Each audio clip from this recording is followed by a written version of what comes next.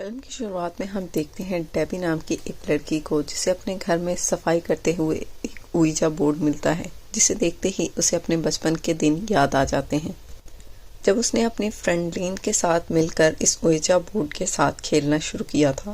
ایک بار بچپن میں ڈیبی نے اپنی فرینڈ لین کو بتایا تھا کہ اس اویجا بورڈ کے ذریعے اسپرٹ سے کانٹیکٹ بھی کیا جا سکتا ہے اور اس گیم کو اینڈ کرتے ہوئے ہمیشہ گڈ بائی کہنا بہت ضروری ہے۔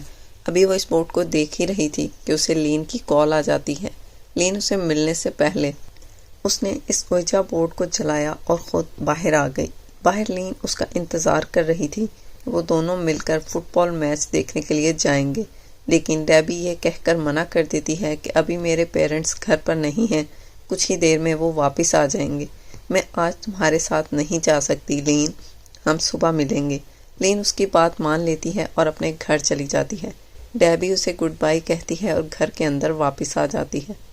اگلے سین میں ہم دیکھتے ہیں کہ یہ اس کا ڈنر ٹائم تھا۔ وہ اکیلی آرام سے ڈنر کر رہی تھی کہ اچانک اس کے گھر کے بیک یارڈ کا ایک دروازہ کھل جاتا ہے۔ وہ بالکل بھی گھبراتی نہیں۔ جب وہ جا کر وہاں چیک کرتی ہے تو وہاں کوئی بھی نہیں تھا۔ وہ بیک یارڈ کا دروازہ بند کر کے کنفیوز سی واپس آتی ہے تو کچن میں وہ دیکھتی ہے کہ اسٹوو بھی جل رہا ہے، جبکہ وہ یہاں سے جب گئی تھی تو ہر چیز بند تھی۔ اگلے سین میں ہم دیکھتے ہیں کہ ڈیبی اسٹوو بند کرتی ہے اور اچانک سے اسے کوئی آواز آنے لگتی ہے۔ اب وہ اپنے روم میں جاتی ہے تو اسے بیڈ پر وہ اویجا بورڈ دکھائی دیتا ہے جسے اس نے پہلے ہی جلا دیا تھا۔ اگلے سین میں ہم دیکھتے ہیں کہ جلتے ہوئے اس کے پاؤں سے اویجا بورڈ کی پلانچٹ ٹکرا جاتی ہے، جسے اٹھا کے وہ اس کے لینس میں دیکھتی ہے تو ہم دیکھتے ہیں کہ اس کے لینس سے دکھنے والی آنکھ بالکل سفید دکھائی دے رہی تھی، جس کا مطلب یہ تھا کہ اب اسے کسی نے پوزیس کر لیا ہے اور وہ نارمل انسان نہیں رہی۔ اگلے سین میں ہم دیکھتے ہیں کہ ڈیبی اپنے روم میں لگی ہوئی فیری لائٹس کو اٹھا لیتی ہے اور اسے اپنے گلے کے ارد گرد لپیٹ لیتی ہے، جس کے بعد وہ فرسٹ فلور سے جمپ کرتی ہے اور خود کو پھانسی لگا کے مار لیتی ہے۔ صبح ہونے پر ہم ڈیبی کی فرینڈ لین کو دیکھتے ہیں جسے اس کی موم نے یہ شاکنگ نیوز دی تھی۔ اس کی موم اسے یہ شاکنگ نیوز دیتی ہیں کہ اس کی بیسٹ فرینڈ ڈیبی جس سے وہ رات مل کر آئی تھی وہ اب اس دنیا میں نہیں رہی۔ اگلے سین میں ہم لین کی فیملی، لین اور ڈیبی کے کچھ فرینڈز کو ڈیبی کے پیرنٹس کے پاس جاتے دیکھتے ہیں جو انہیں حوصلہ دینے کے لیے آئے تھے، لیکن لین بہت ہی زیادہ ڈسٹرب ہو گئی تھی اس حادثے سے۔ وہ ڈیبی کو یاد کرتے ہوئے ڈیبی کے کمرے میں جاتی ہے جہاں پر اسے اویجا بورڈ کی پلانچٹ ملتی ہے۔ تبھی یہاں پر ڈیبی کی موم بھی آ جاتی ہیں جو لین کو ایک باکس دیتی ہیں، اس میں ڈیبی اور لین کی بچپن کی کچھ چیزیں تھیں، ڈیبی کی کچھ یادیں بھی تھیں۔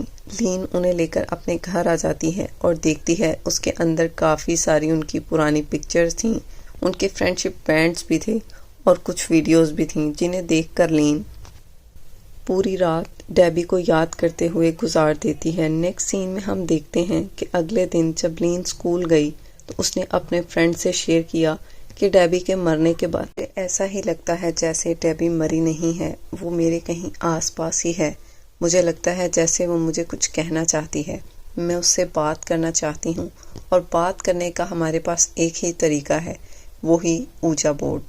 اگلے سین میں ہم دیکھتے ہیں کہ اب لین اپنی سسٹر سارا اور اپنے فرینڈ گروپ کے ساتھ اویجا بورڈ ٹرائی کرنے کا ڈیسائیڈ کر لیتی ہے تاکہ وہ ڈیبی سے بات کر سکیں اور یہ جان سکیں کہ آخر وہ ان سے کیا کہنا چاہتی ہے۔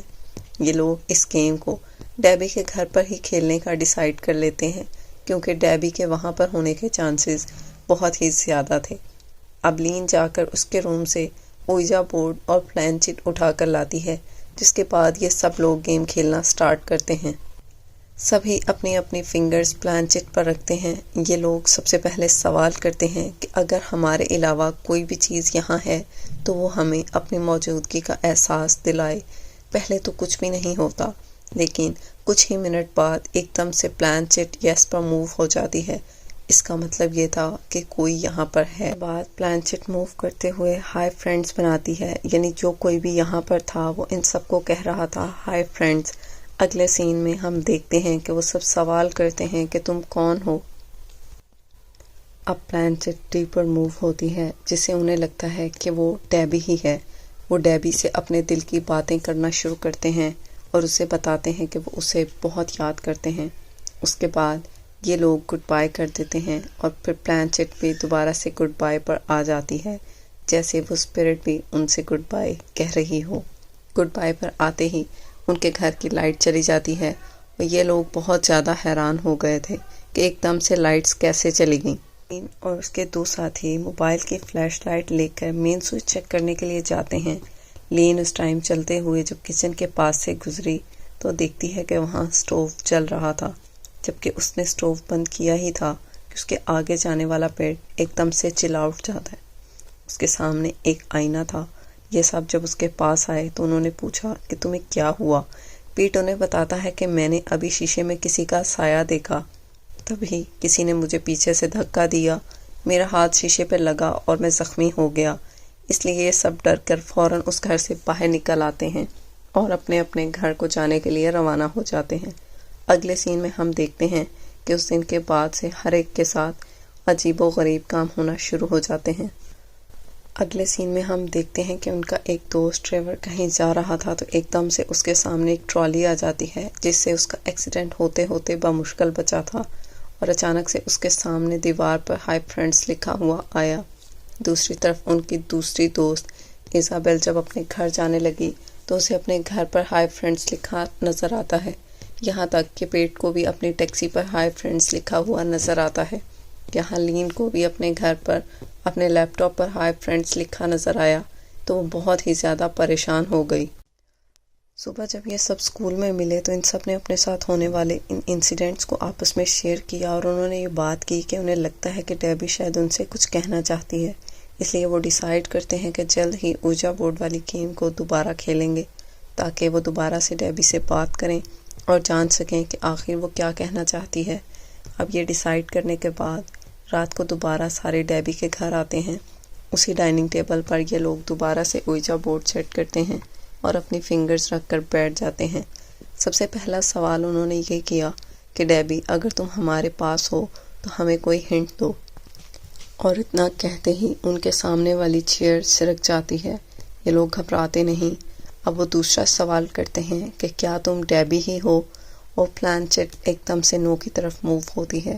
اس کا مطلب یہ تھا کہ وہ ڈیبی نہیں تھی، اور پلانچٹ ڈی اور زیڈ کی طرف موو ہوتا ہے، یعنی یہ جو کوئی بھی اسپرٹ تھی اس کا نام ڈی اور زیڈ سے تھا۔ اس کے بعد تیزی سے پلانچٹ ایک کے بعد ایک لفظ کی طرف موو ہونے لگتی ہے، اور یہ لوگ دیکھتے ہیں کہ پلانچٹ کے سر پر اسپرٹ نے لکھا تھا رن مدر از کمنگ، مطلب بھاگو ماں آ رہی ہے۔ اس کے یہ کہتے ہی ان کا اوجا بورڈ ہوا میں اڑ جاتا ہے اور یہ چاروں چلاتے ہوئے یہاں سے بھاگ جاتے ہیں۔ لین گھر پہ آ جاتی ہے۔ لین اپنی دوست ڈیبی کے لیے بہت زیادہ اداس تھی۔ وہ دوبارہ ڈیبی کی ویڈیوز دیکھنے لگتی ہے، اور انہیں ویڈیوز میں سے ایک میں ڈیبی نے اس اوجا بورڈ کے بارے میں بتایا تھا۔ یہ اوجا بورڈ اصل میں ڈیبی کا نہیں، اس جو پرانے گھر کے آنر کا تھا، اسے ملا تھا یہ ایٹک کی صفائی کرتے ہوئے۔ یہ جان کر لین فیصلہ کرتی ہے کہ وہ اگلے دن ڈیبی کی ایٹک میں ضرور جائے گی۔ اصل میں وہ جاننا چاہتی تھی کہ جو سولز ان سے بات کر رہی ہیں وہ کون ہیں اور ان کا کیا تعلق ہے ڈیبی کے گھر میں رہنے والے پرانے لوگوں سے تو نہیں۔ اگلے دن وہ ایٹک میں چلی جاتی ہے، وہاں پرانی رہنے والی فیملی کی اسے کافی ساری چیزیں ملتی ہیں، اور یہیں سے اسے یہ بھی پتہ چلتا ہے کہ پہلے اس گھر میں سینڈر فیملی رہا کرتی تھی، جن کے بارے میں جب وہ سرچ کرتی ہے تو اسے شاکنگ نیوز پتہ چلتی ہے۔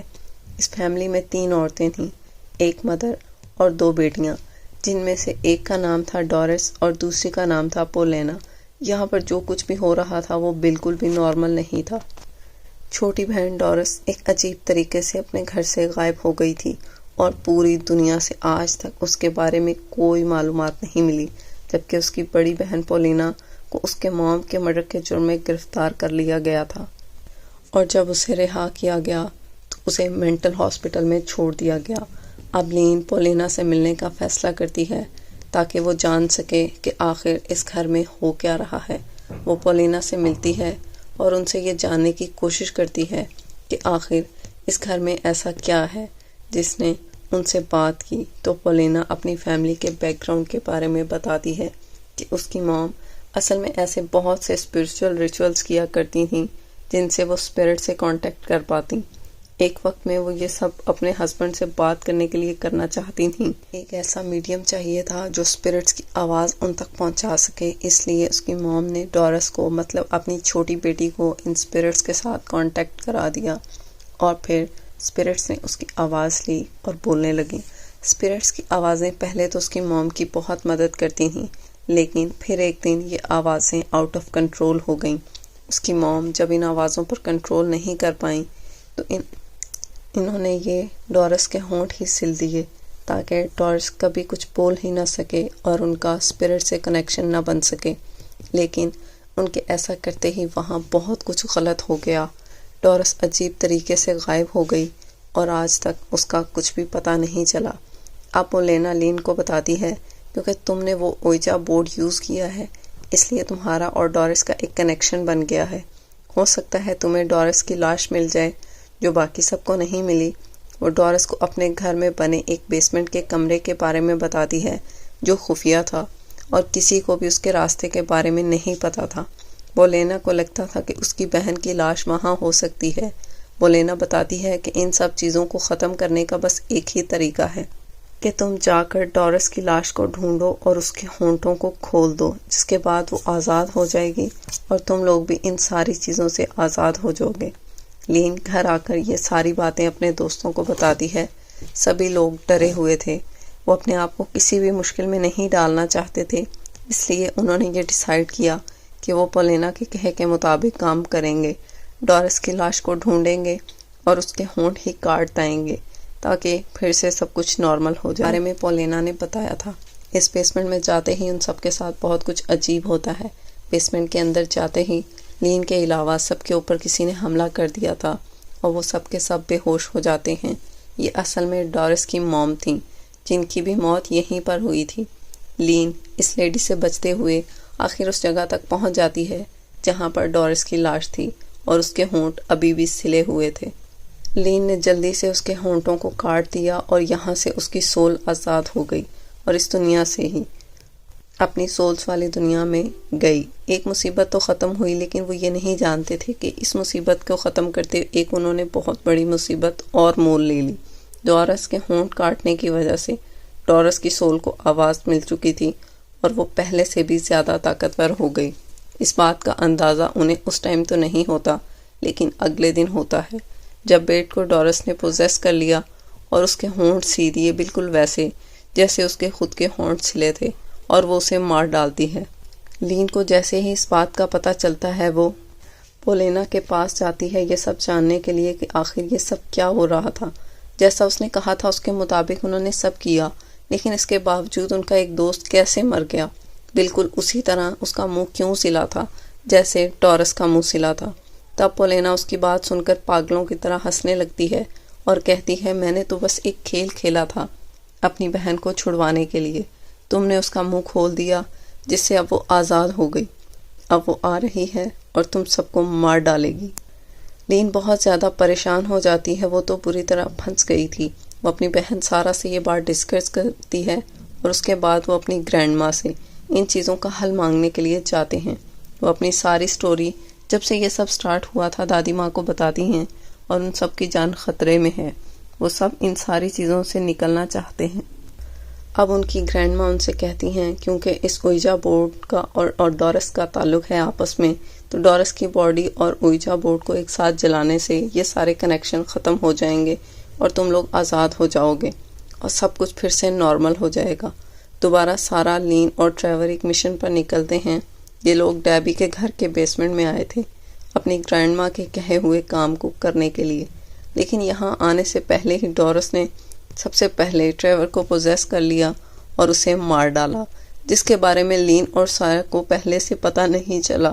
وہ تو اس اویجا بورڈ کر پہلے لے کر نیچے گئے اور اب لین جلدی سے فرنس جلانے لگتی ہے تاکہ وہ ڈورس کی ڈیڈ باڈی اور اس اویجا بورڈ کو ایک ساتھ جلا سکے۔